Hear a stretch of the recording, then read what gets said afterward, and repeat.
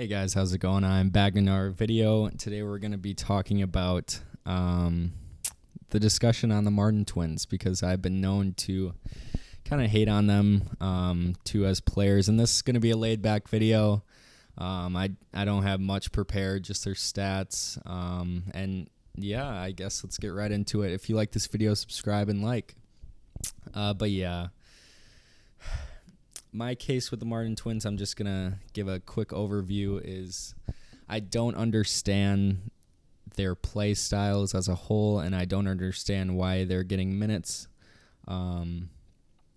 because the players that they are don't warrant the amount of minutes they get on the floor. That's just my whole case, and I'm going to have a few stats back me up, but if you have a different opinion, you can leave it in the comments section. So first, let's start with Cody Martin. 4.4 points, 2.9 rebounds, 1.7 assists, 45% from the field goal range, and then 23% from three.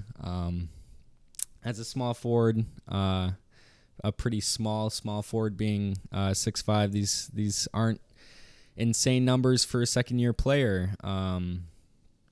And I should note with both these players that they are both 25 years old, if I'm not mistaken. I can look it up again to double check, but second-year players being 25 years old is not the brightest of futures. And let me get into Caleb before I fully go on my spiel. But Caleb Martin's stat line. We have 5.4 points, 2.7 rebounds, 1.3 assists, 41% from the field, and 29% from the three-point land. So Caleb Martin is seen as the better brother. He gets more minutes from JB, our coach. And what they do with these minutes aren't much. You can make the statement that I see in one of my comments that they're just energy guys. They're, plug and play guys.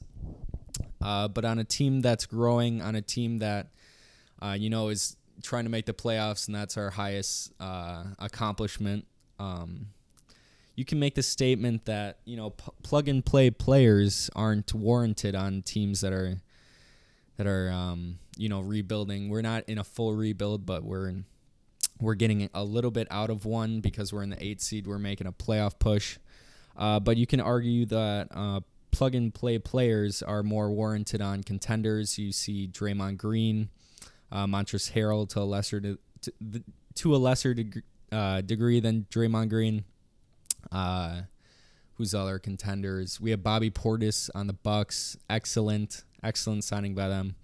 But making the statement that their plug-and-play players don't really make sense on a rebuilding team, especially both of them being 25-year-old second-year players, which really, I like giving people benefit out of the doubt, but it just worries me about their upside, both as individuals. If they're already 25 years old, they're only in the second year. It's tough to make that statement there. I'm pretty sure they both attended Nevada. I'm not the biggest super fans of the Martin twins, but I believe they spent 4 years there, and being 25 years old in the second year of your career is tough. I think Giannis is 27, and he's been in the league since he was 19, so if that gives you anything. So as I researched about them a little bit, I decided to look at some other teams' rotational guys, plug-and-play players from other teams. And I didn't want to pick teams that were at the top of their conference that were contending, and I also didn't want to pick teams that were at the bottom of their conference, like the Timberwolves. But teams that were just on the in the middle, like us, with young teams that are kind of rebuilding, kind of not, and finding rotational guys that are similar. Obviously, it's not going to be totally similar, but a little bit to the Martin twins. Specifically, Caleb Martin, since he does get not better minutes. He does get more minutes, and he's more of an impact to our team. So the first player from the Bulls, a rotational guy, is Denzel Valentine. comparing their stats, Denzel Valentine has more points, steals, assists, rebounds. He's noted the percentages for Denzel Valentine, especially the 3-point percentages, aren't what I expected. Actually, only shooting 34%, which is 5 percentage points more than Caleb Martin, but that's still not great for what I thought he was. But regardless, just giving you that 3-and-D for Denzel. If we wanted to trade for him, he'd be super cheap. But I just wanted to make that comparison because it just shows you what you can get out of a rotational guy, and what the Hornets, I'm not speaking for myself, but the Hornets are not getting out of a rotational guy. Second player that I chose was Xavier Tillman. I chose the Western Conference to see if there were any teams like us, and I thought Memphis was kind of similar. We have LaMelo and Ja. They don't really have a Gordon piece on their team yet. You can argue Jared Jackson Jr. is something like that.